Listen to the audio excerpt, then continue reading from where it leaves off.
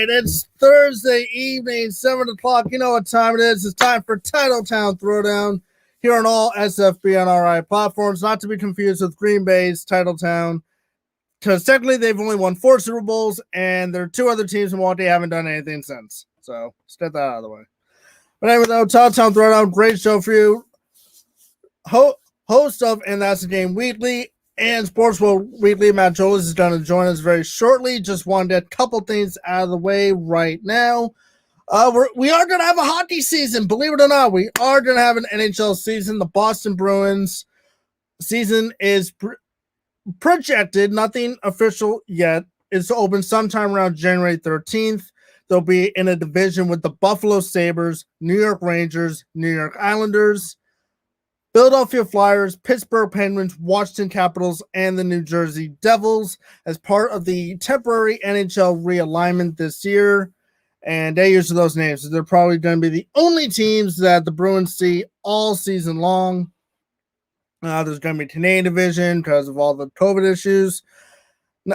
Don't know if the Bruins are going to be playing all their home games at the TD Garden. That's yet to be determined. Celtics, their first 6 games are out already for their schedule. They're projected to begin the season at home.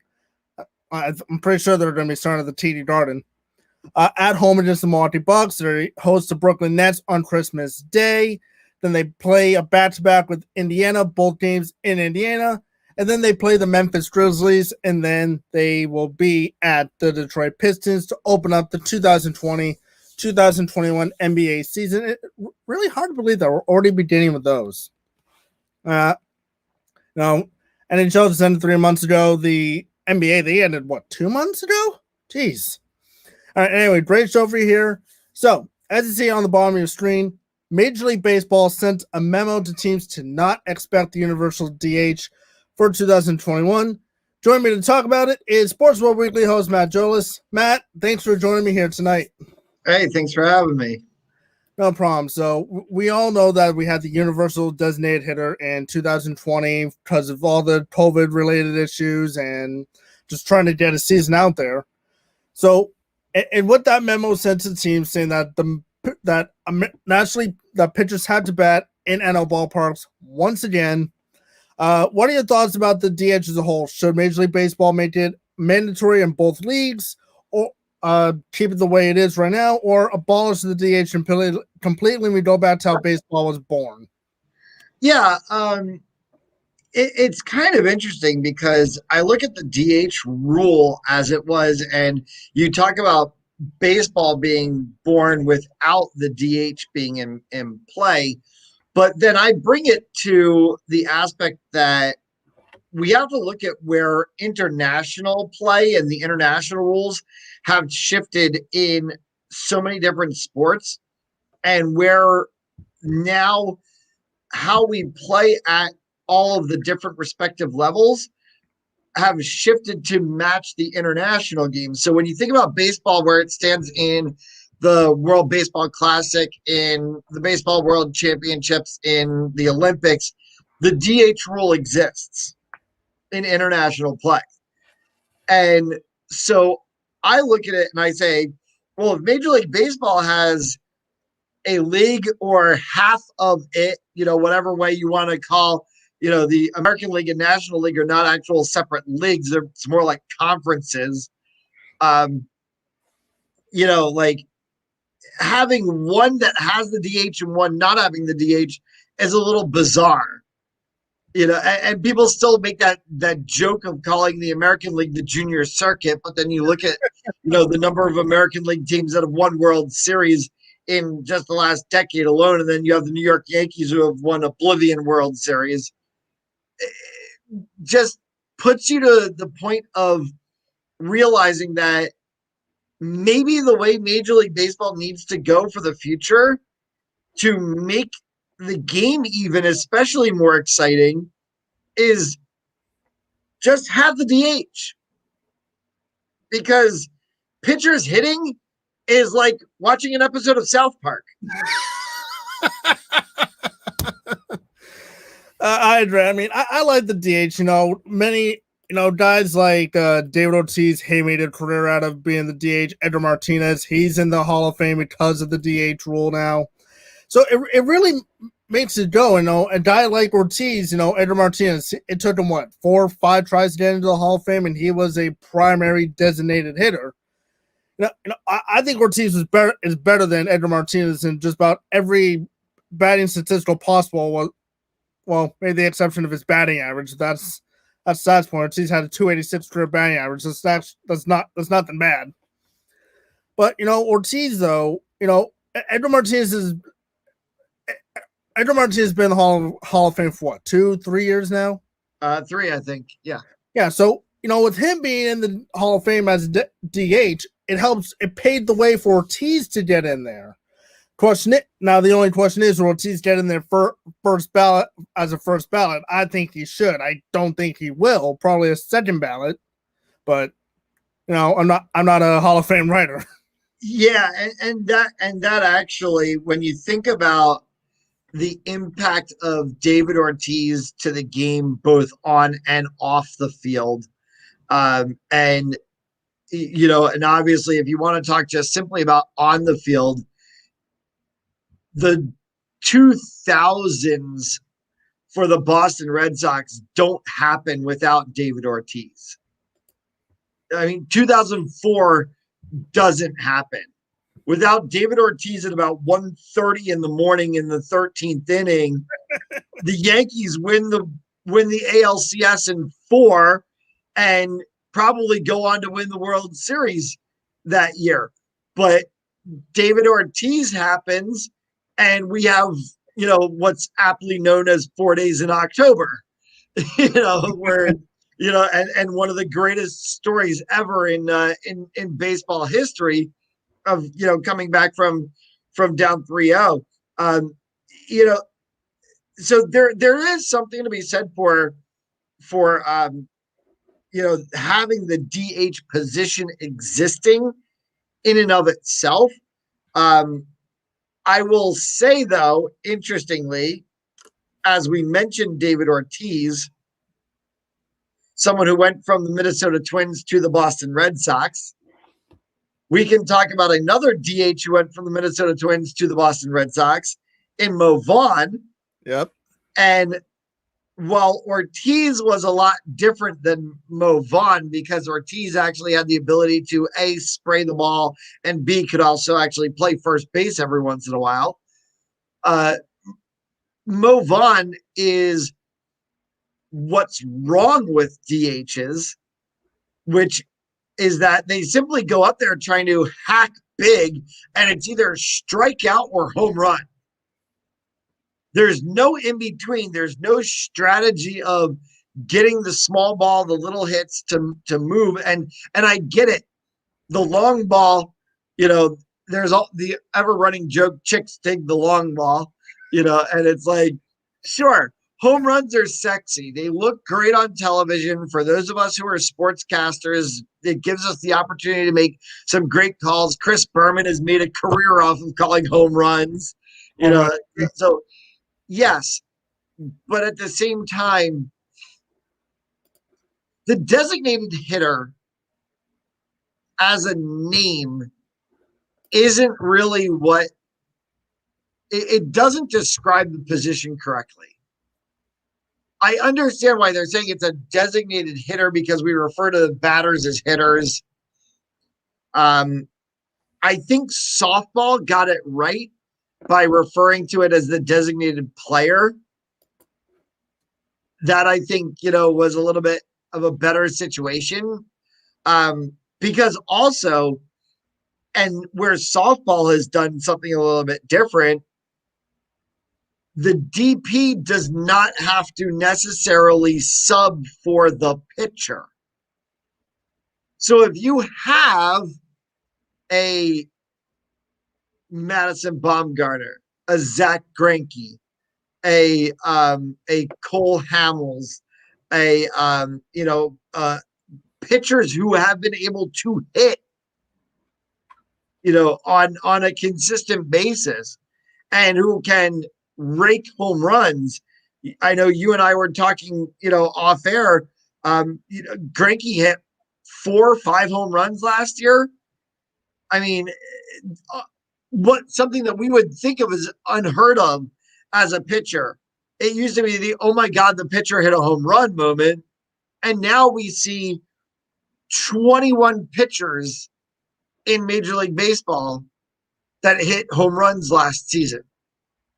And interesting you brought up Madison Bumgarner. So as you can tell in the thing I have pop up on the screen, he is the last pitcher in Major League Baseball history right now, as of right now, to hit a home run, and did so as a pinch hitter for the San Francisco Giants, which ultimately ended up being his swan song with the Giants. As now we know he's with the Diamondbacks now. But interesting you mentioned that still too, though, because ever since the DH rule came into play in 1973, another fun fact about that too, and I'm going to pop that up right now. It was supposed to just be a 3-year trial run. No one was expecting this to actually stick, and it has. And here it is supposed to be a 3-year trial run. And after 3 years, they're probably just going to go back to the pitchers hitting. But a lot of people loved it. It stuck around because, well, home run numbers went up. So there you go. The home run numbers went up. But interesting thing on Madison Bumgarner, I'm trying to find it right here. So we all know the rule. Naturally teams visiting American League ballparks, they have to play under the American League rules. One exception that's been made. It was in 2016. Again, Giants coming off of, I'd say a pretty mediocre, okay season. They made the playoffs the year before. But it's interesting, though. Here it is. Madison Bumgarner, as a member of the San Francisco Giants back in 2016, is the only National League pitcher to bat in an American League ballpark. That happened in a 7-1 loss to the Oakland Athletics back in 2016. Bruce Bochy decided to opted not to use the designated hitter that game, put Madison Bumgarner in there because he loved Bumgarner's bat. I looked up that stats for that game. Bumgarner went 0 for 3 with like 3 strikeouts. So go figure. Go figure. It's like Bruce, you might want to wanted the DH. Maybe would have scored about 6 extra runs.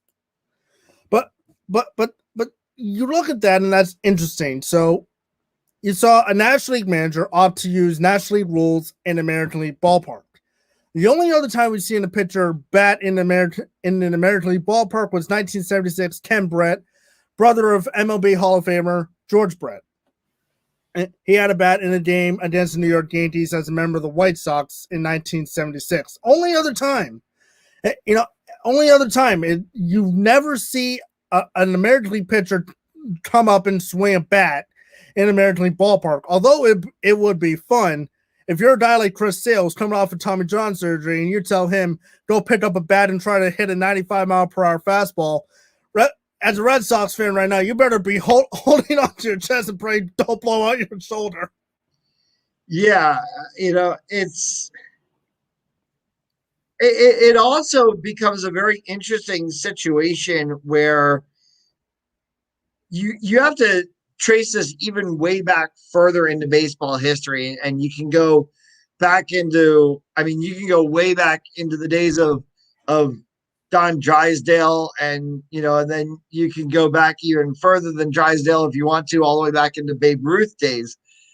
But the game in which the way it's managed now and how pitchers are used and not used really almost dictates the necessity of having the DH rule, and why that DH rule or DP rule, whatever you want to end up calling it, if you're going to do it, needs to come across the board. Because look, we're into this bizarre situation where we're seeing some teams, I think the New York Mets a couple of times last year had what they called an opener.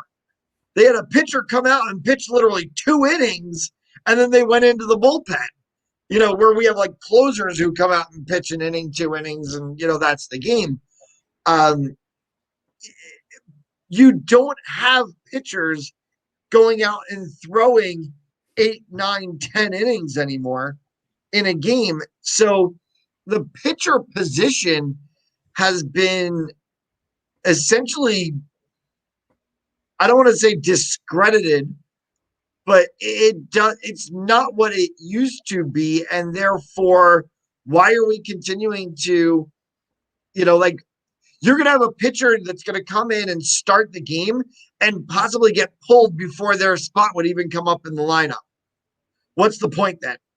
Just have somebody else in the lineup for all 9 innings of the game. Another thing too, and when I was reading the Bruce Bochy thing last night, it got my head scratching and kind of made me think about it. And I'm not sure if you would agree with this though too. Shouldn't an AL manager say Alex Cora had the option to forego his pitcher batting and have a DH while in a National League ballpark? Don't you think a American League and an AL manager would want to use that kind of option rather than being told no, your pitcher has to bat while in the National League ballpark, while an NL team who's visiting the AL park who has to play under AL rules can opt not to use the DH and play under their league's rules. Yeah, and that is the essence of the DP rule in softball. I mean, that's the essence of the rule right there. It puts it in the purview of the manager to make the decision of, do I want my pitcher batting or do I batting to put, somebody else into play? I mean, I'll put it in perspective of the upcoming Summer Olympics and the U.S. national team for softball. If I'm managing that team and I know I've got game 2 of my group stage play and I'm going to put Ali Carta out there on the mound, I'm not putting in a DP player because I'm going to put Ali Carta at the plate and I'm going to let her bat because she's going to jack one over the left field wall every single time she comes up to bat, or she's going to at least put it on the track and we're going to get a double out of it.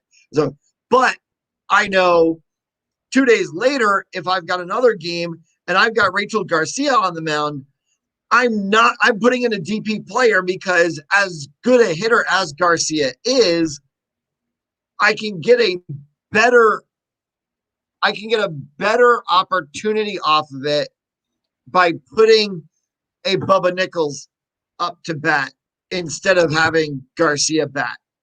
So I think softball got it right with the DP rule, and maybe that's where we need to go in Major League Baseball too, and that would give what you just said, which is, going into a game knowing, if the Diamondbacks make the World Series and I'm the Diamondbacks manager, I don't want to lose the opportunity of having Zach Greinke's bat. Right. I think at some point though, I don't think that National League owners are going to want to give up that, are going to want to institute the DH. A lot of them are very hesitant on it. A lot of National League pitchers didn't like it. Madison Bumgarner was one to vocal his displeasure of not being able to bat in 2020. He understood the reason and he said he was told what to do, but a guy like Matt Bum, he wants to bat. He's used to doing it. He's done throughout his entire Major League career. So, it might not sit well with the players. Some owners might not want to budge either because we know when the Astros moved from the National League to the American League, what very few Astro fans that were in 2011 weren't happy about the move. So they enjoyed what they had in 2012, but I don't think you'll see many Astro fans to play now. You've been to the World Series, twice in the last 4 years, and you've been in the ALCS each of the last 4 seasons. So you got nothing really to complain about, except the fact that everyone started in you because their team blatantly cheated. I'm surprised that you realize that the Astros have fans. I didn't know they had fans in 2011.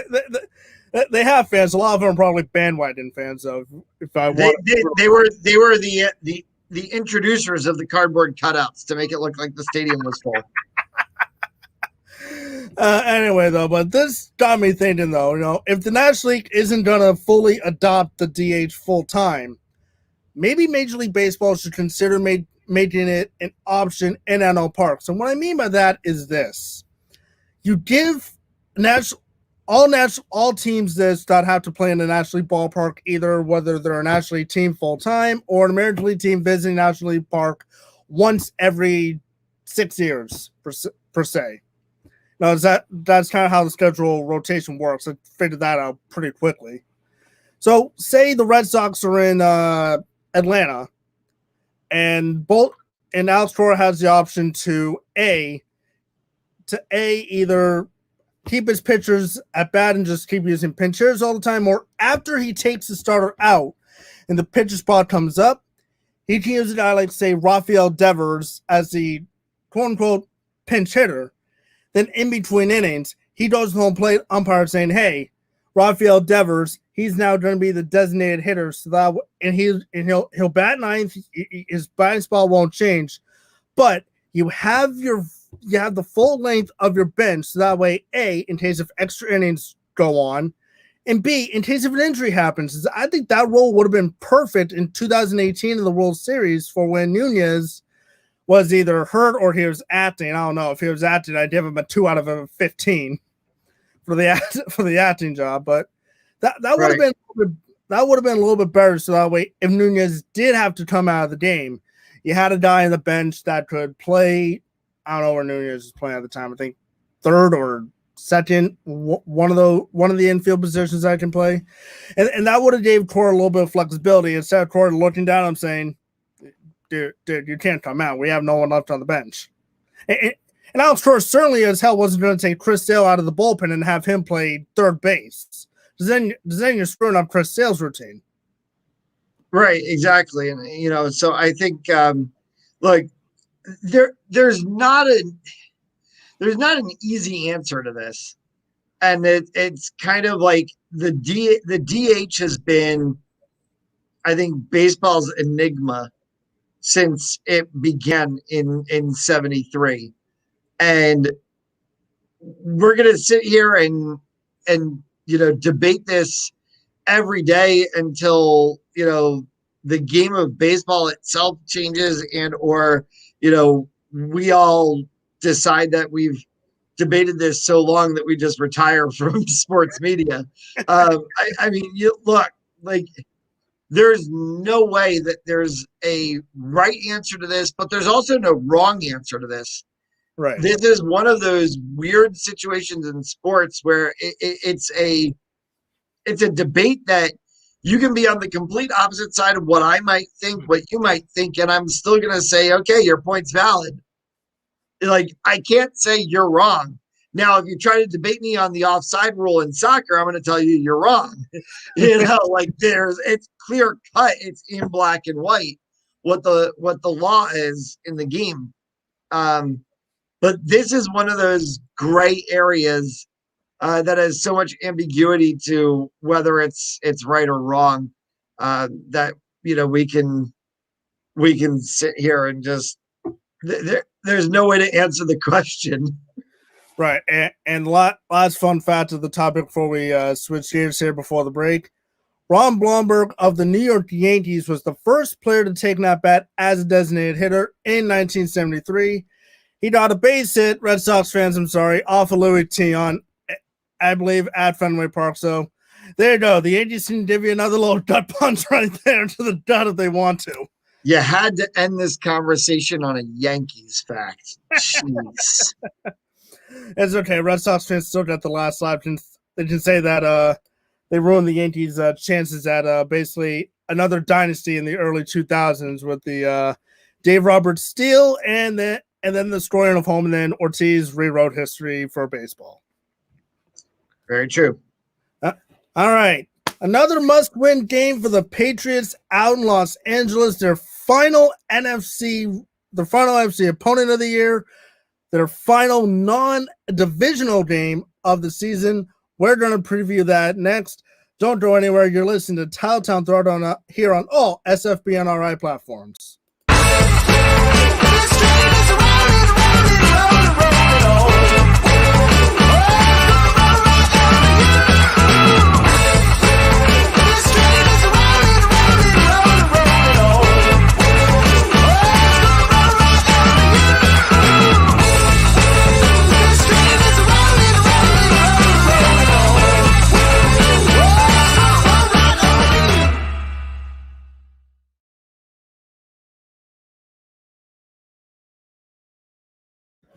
All right, welcome back to TitleTown Throwdown, shifting gears from baseball over to football. As I said, a blowout win for the Patriots last week against the LA Chargers. I almost said the San Diego Chargers game, but then no one wants them in LA anyway. And they didn't want San Diego, so that just proves that other than San Diego, no one else in the state of California wants you. So that says a lot about you there. The San Diego LA Chargers. That's like the Oakland, Las Vegas Raiders, which we now have the St. Louis Rams, which we're talking about for this week, for tonight's game. And just it just has a little laugh for the Boston New England Patriots. At least that's the same city. Like it's the same city.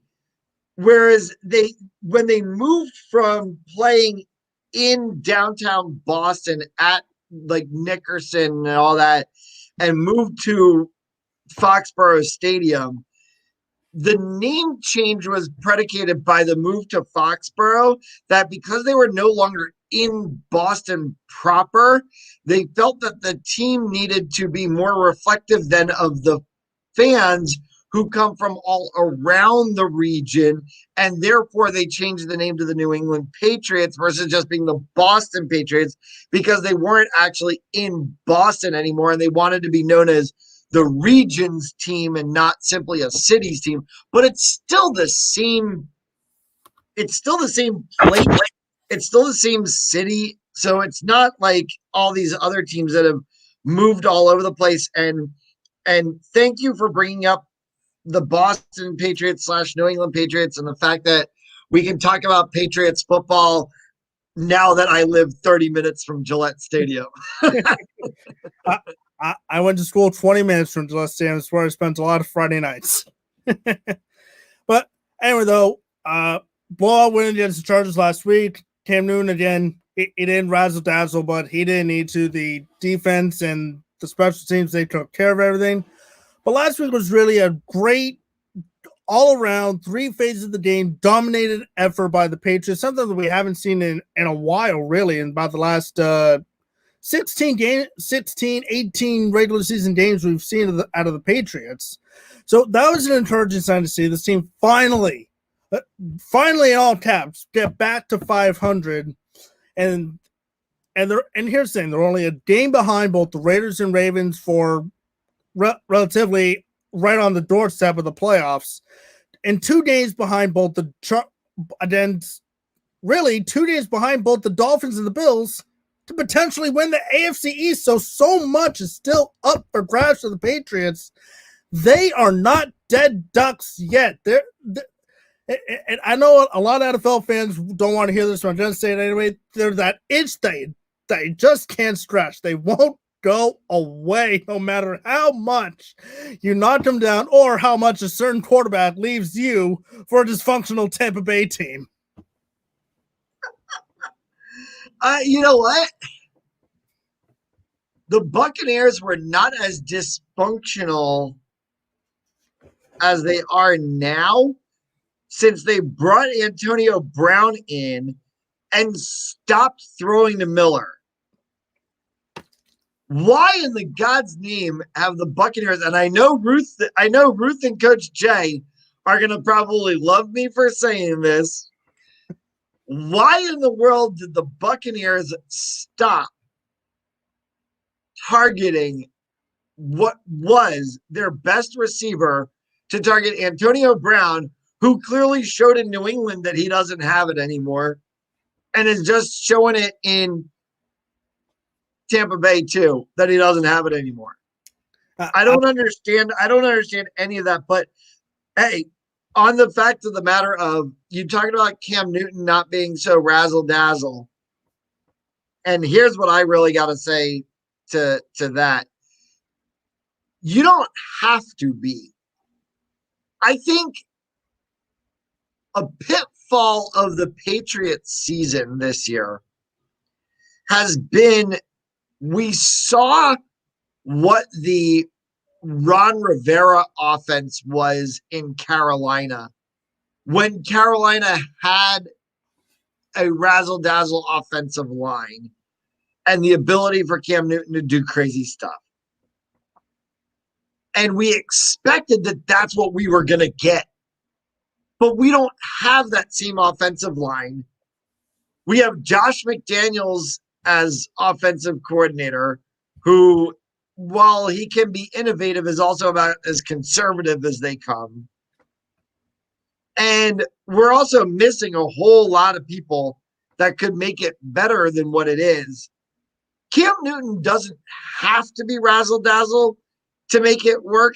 He's just got to get protection enough where he can be able to get the ball off and get something done. But look, this has been a bizarre season. This has been a bizarre NFL season. But when you hit week 15, week 14, week 15, which kind of week 12 to week 16 is just blurred because we have football every night, it seems. This is when it really cranks up.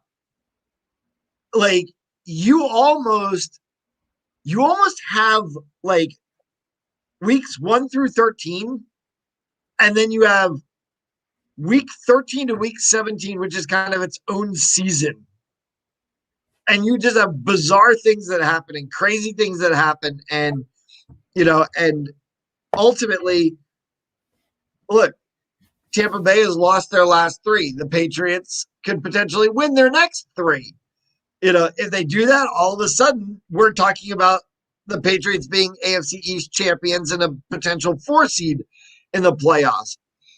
We could also be talking about the Patriots having the worst season in history since 2000.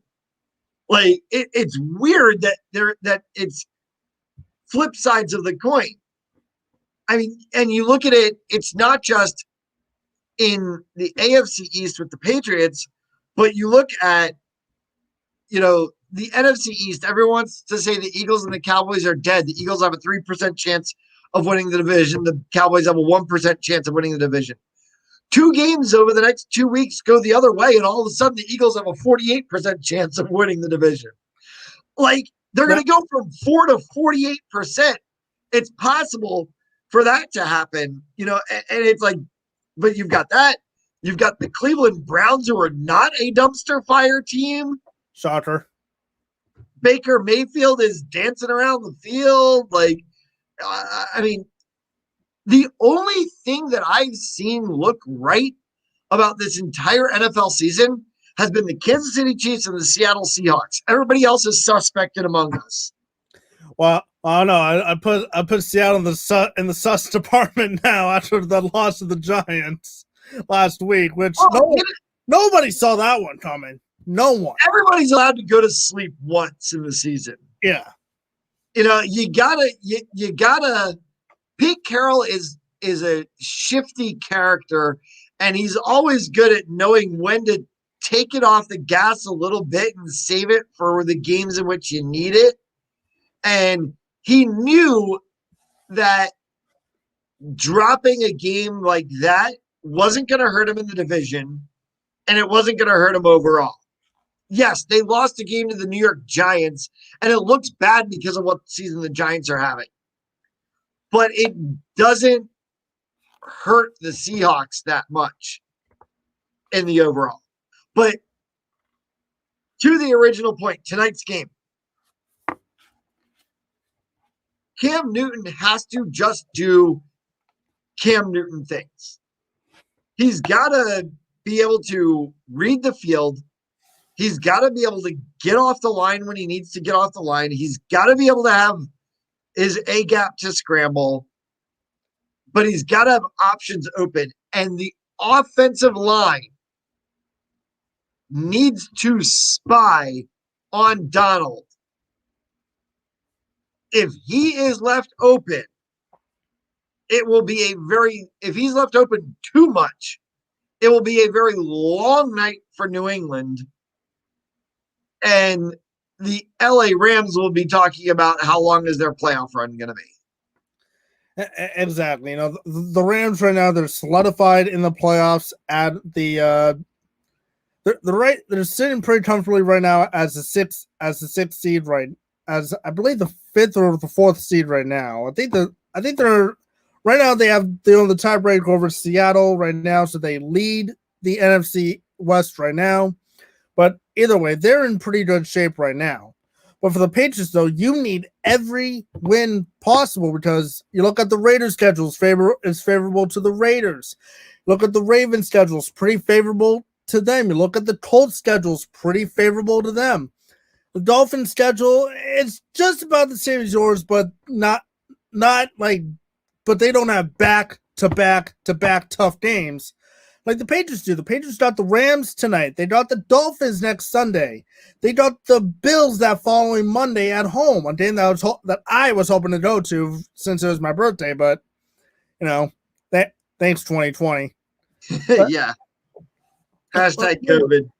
Yeah, realistically, of the Patriots' last four games, the only guaranteed win, or at least I hope is a guaranteed win, is against the New York Jets.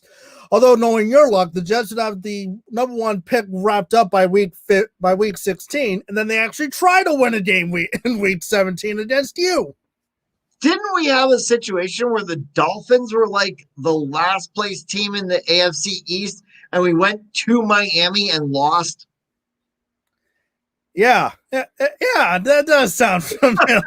That sounds kind of like, you know,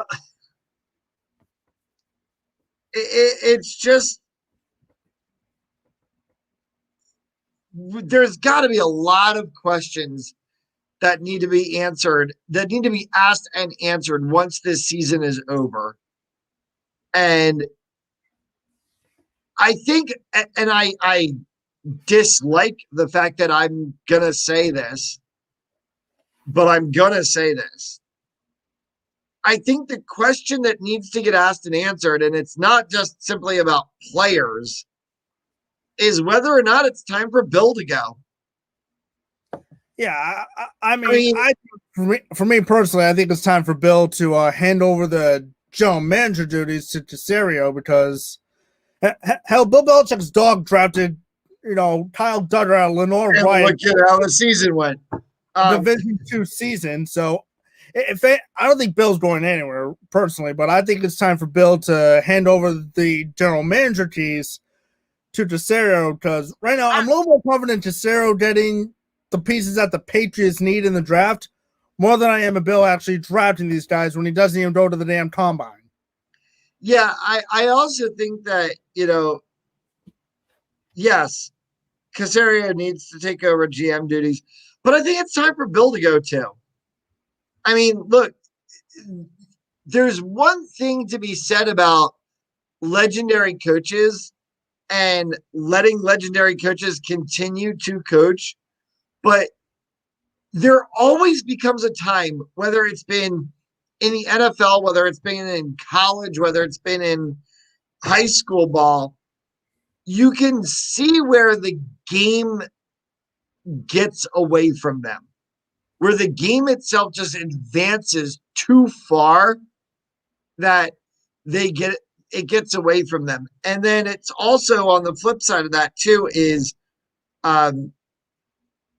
knowing to stay in your lane too, which is why if Bill Belichick goes, if he does retire, if he does go, I don't want to see Josh McDaniels as the next head coach. Look at Bill Belichick assistants as head coaches. They're horrible. Yeah, Matt Patricia just got fired a couple weeks ago. I think in history, since Bill Belichick became the Patriots head coach, in history, so we're talking about 20 years, 21 years, whatever, Bill Belichick assistants as head coaches have won a combined 41 games. Ugh. But they were all phenomenal coordinators. Whether you're talking about Charlie Weiss, Romeo Crennel, Dean Pease, Bill O'Brien, Josh McDaniels, Matt Patricia, whoever it might be. They are phenomenal coordinators, but what can they do what have they done as head coaches? Look at Josh McDaniels when he went to Denver. Look at the only one who seems to be okay, and we're not sure yet, is Brian Flores down in Miami. But he's only in year 2, and we'll see. And he's got, some very interesting players down there. But Flores is a new mind type coach, which is what I think is the problem with McDaniels. McDaniels might be a younger coach, but he plays with the old ball mindset. Patricia's a younger coach, but he plays with the old ball mindset. Right.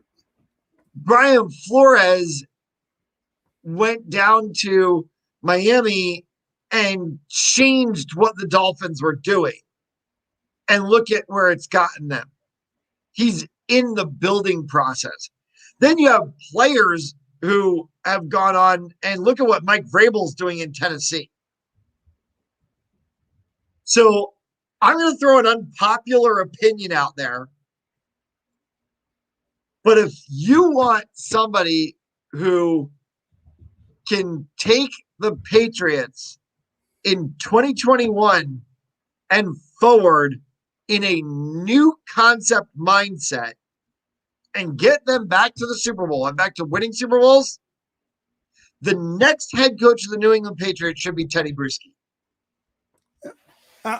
I'd like to see that. I mean, we don't know what Teddy's up to nowadays, and if he'd be interested in coaching.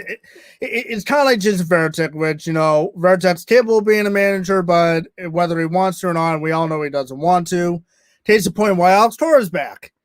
But anyway, so but back to the main point. For me tonight, for the Patriots, in order to win this game, they got to play another complete game effort. Offense able to move the ball and keep the ball for a long period of time. Defense causing and making turnovers.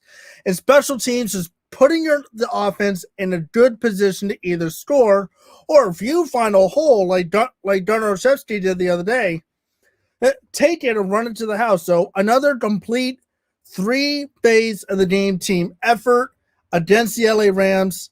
You do that, you go to 7-6, and then you go down to Miami in 10 days, feeling extremely confident that you can go down there, beat the Dolphins, and really potentially start a run here where not only you sneakily steal the AFC East, cause the Bills to be the 7th seed, cause the Dolphins to miss the playoffs, but sneakily, maybe, who knows, even find yourselves in Tampa Bay come February 7th for the Super Bowl. I doubt it. That would be poetic justice. It absolutely would. It'd just be a kick in the shorts to every team in the NFL saying, Brady's gone, and yet they're still here. They're still here. They're still here. All right, but that's my tease of the game. Another complete team effort. Cam Newton, just be effective. Don't turn the ball over. He's done a real good job at that as of late, with the exception of the Cardinals game, but it's done a great job taking care of the football. But just be effective. So quickly, tease of the game. Yeah, Cam Newton's got to do Cam Newton things. He's got to have his field of vision. He's got to be able to spread the ball around. I think the more options that he has to be able to react with is going to be better for him. Special teams, yes, you mentioned it, and I'm going to agree with you and back you on that. Special teams needs to be key. Gunnar Olszewski is the 12th man. We don't have 6 man, like we do in basketball. He's the 12th man, really, for the Patriots. And you got to watch the Rams outside linebackers and the Rams secondary. If Donald runs free, it's a long night for the Patriots. Absolutely agree. All right. When we come back, final segment, Nick's picks presented by SFBNRI with Matt Jolis. And that's coming up right next. So listen to TitleTown Throwdown on all SFBNRI platforms.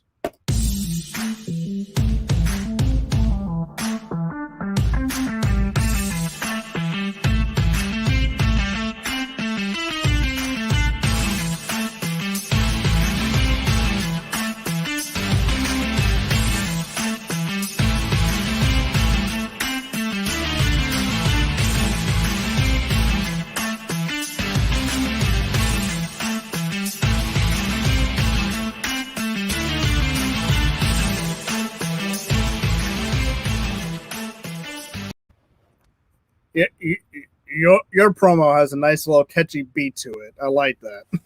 I do like that promo. I think I know the person who hosts that show. All right. It's the segment we all been waiting for. Nick's picks, week 14 edition. And I'm trying to say this. No one expected the NFL to get to 14 weeks of the season, but here we are. And also, no more bye weeks. The NFL's at the point of no return in their season. They have to finish the season. One way or another, you have to finish the season. You're at the final 25%. There's nothing you can do now. You got to finish the season. You just got to power through it like you did the first 13 weeks of the season. You can't turn back now. It's too late. All right.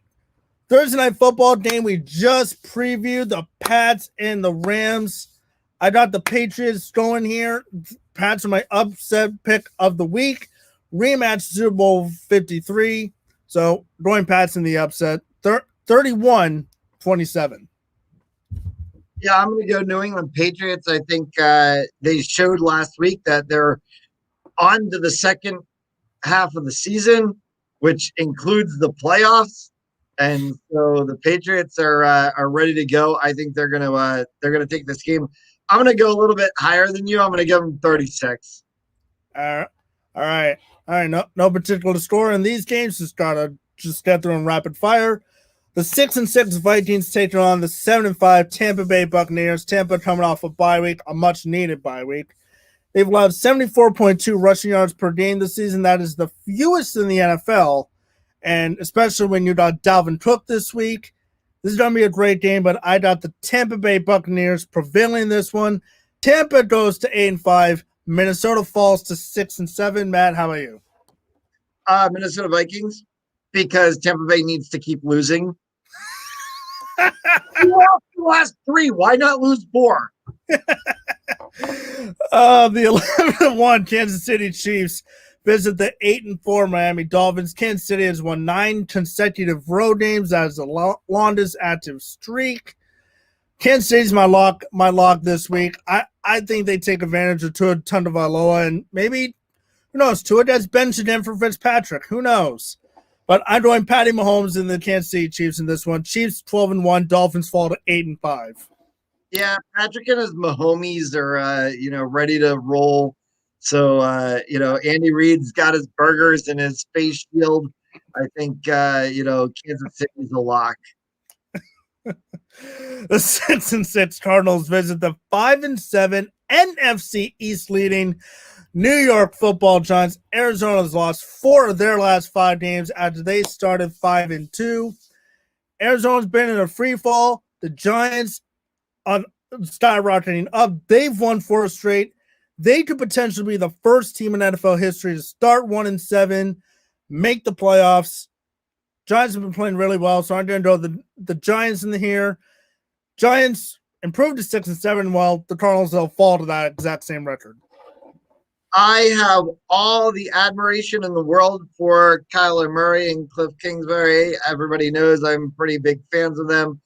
But Daniel Jones returns for the G-Men, and I hate to say this, but I'm going to pick the Giants.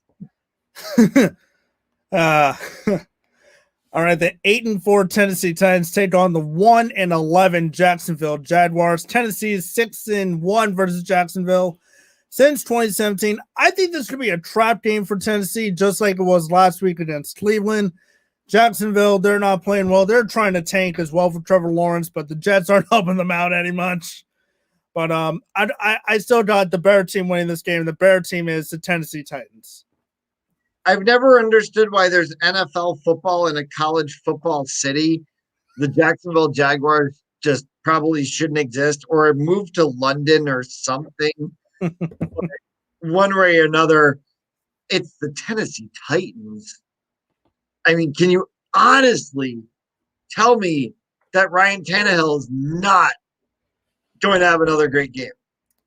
He will. All right, the 3-9 Dallas Cowboys are an extremely short week for them. Take on the 2-9-1 Cincinnati Bengals. Dallas allowed 32.8 points per game this season, most in team history. That's surprising.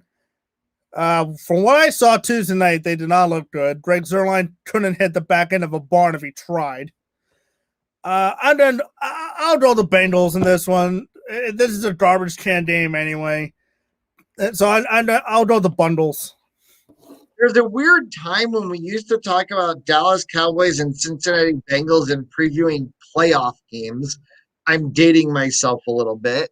And now we're talking about them being dumpster fires or garbage cans or whatever you want to call them as. The Dallas Cowboys are done. Like the star is folded in on itself into just a blue ball. Dak Prescott is checked out. He's probably not going to be in Dallas anymore. Zeke's checked out. We don't know what's going to happen with him. Mike McCarthy clearly was not the solution to Jason Garrett. I don't know what Jerry Jones is going to do, but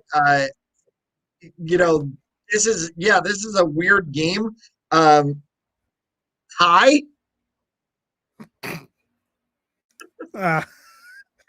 Cincinnati, they're set and tie. The 4-8 Texans take on the 5-7 Bears. Houston's 4-0 all-time against Chicago. Chicago, since starting 5-1, they've lost 6 straight. However, though, Houston, on the other hand, since they started 0-4 and canned Bill O'Brien, they're 4-3. They're 4-3. So 4-3, 4-4. Either way, I like Houston. I want to say Houston, but I think Chicago figures it out. They finally get off the schneid. So I'll go Chicago. Yeah, wait. Where is this game? Is it in Chicago or is it in Houston? It's in Chicago. It's in Chicago. Yes. So J.J. Watt's other city. So I'm gonna have to go Houston. All right. The 4-8 Broncos and the 4-8 Panthers. Denver's 5-1 all-time against Carolina, including the playoffs. I think we know which playoff game they're talking about. Ring game. Yeah, the ring game, the Manning, in effect, the Manning MVP game, which he did absolutely nothing. I don't know. This is kind of a toss-up game. Denver's not going anywhere, obviously. Carolina's probably not going to go anywhere either. I'll give it to the Panthers. Why not? Yeah, I don't really know how you pick that one because it's two teams that are kind of just going like this right now. Just heading off into January and into the NFL draft and not really, trying to figure out. Look, Denver's what, 2 weeks removed from playing with no quarterbacks? Yeah. Yeah, I'm going to go to Carolina because at least they have a quarterback. The 0-12 Jets go to Seattle, take on the 8-4 Seahawks.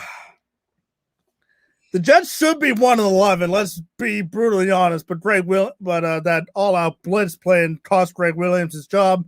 Should have costed Adam Gase his job, but he'll probably get fired at season's end anyway. So who cares? Who cares about the Jets? Seattle's the only team with 20-plus sacks since week number 9. Sam Darnold can't get out of his own way, and he just likes to see ghosts anyway. So I'll go Seattle this time. Hopefully they don't lose to this New York team. Yeah, Mark Sanchez and his butts and Sam Darnold and ghosts. It's something about New York Jets quarterbacks. I mean, but look, the Jets haven't had a good quarterback since Vinny Testaverde, or Boomer Esiason or somebody else. Like we're going way back in the Wayback Machine for that one. Seattle's on their way to the playoffs again. I mean, come on. It's Seattle. Yeah. All right. Rapid fire time. 8-4 Colts at the 7-5 Las Vegas Raiders. This is an important game, not only for Las Vegas, not only for Indianapolis, but for the Patriots too, depending on the outcome tonight. Las Vegas has scored 30-plus points in 4 of their last 5 games. Indianapolis, their defense isn't all that great, but I'm going to go Vegas here. Vegas goes to 8-5, and Indy falls to 8-5. The Raiders. All right. The 10-2 New Orleans Saints take on the 3-8-1 Philadelphia Eagles. Jalen Hurts making his first NFL start after Wentz has been benched. Congratulations, Philadelphia. You have a $128 million backup that you're not going to be able to get rid of. So congratulations on that, boneheads. I don't know. I think Drew Brees is coming back this game, or Taysom Hill starting. Either way, Saints are proven to still win with both. So I'm going to go the Saints 11-2. Drew Brees, 11 broken ribs and a punctured lung. And you thought the Saints season was done. Taysom Hill comes in and goes 3-0. Yeah. I got 2 words for you. Taysom Hill. The 5-7 Washington football team, after their upset win over the Steelers, visit, quote unquote, the San Francisco 49ers in Arizona, who are also 5-7. Washington played well last week against Pittsburgh. San Francisco, they're kind of on that teeter-totter line of still got a shot, but also looking forward to the draft at the same time. I'm going to give it to Washington just because they have the more legitimate chance. Courtesy of 49ers assistant coach Katie Sowers, they are in some pretty sweet digs. Their hotel is literally across the parking lot from State Farm Stadium. They can just look out the window of their hotel and see the stadium. That's a pretty sweet place to be, but you're not at home. You're not and it's not the Super Bowl where you have that feeling of being able to get used to unfamiliar surroundings. And this is a tricky game to be played. Look, the Washington football team, which at the beginning of the season I thought should be WTF, is really on a roll right now. And what they just did to Pittsburgh was embarrassing to the Steelers, but also was showing that Rivera may be putting things together in Washington. And if they can go and beat the 49ers, they're really together. I'm going to take Washington. All right, rapid fire here now. Falcons and the Chargers. I'm going to go Atlanta. Yeah, Atlanta. 9-3 Green Bay at 5-7 Detroit. Green Bay. They own Detroit. Green Bay. Sunday Night Football, the Pittsburgh Steelers and the Buffalo Bills. I think the Bills circled the wagons and beat the Steelers, handing their second straight loss.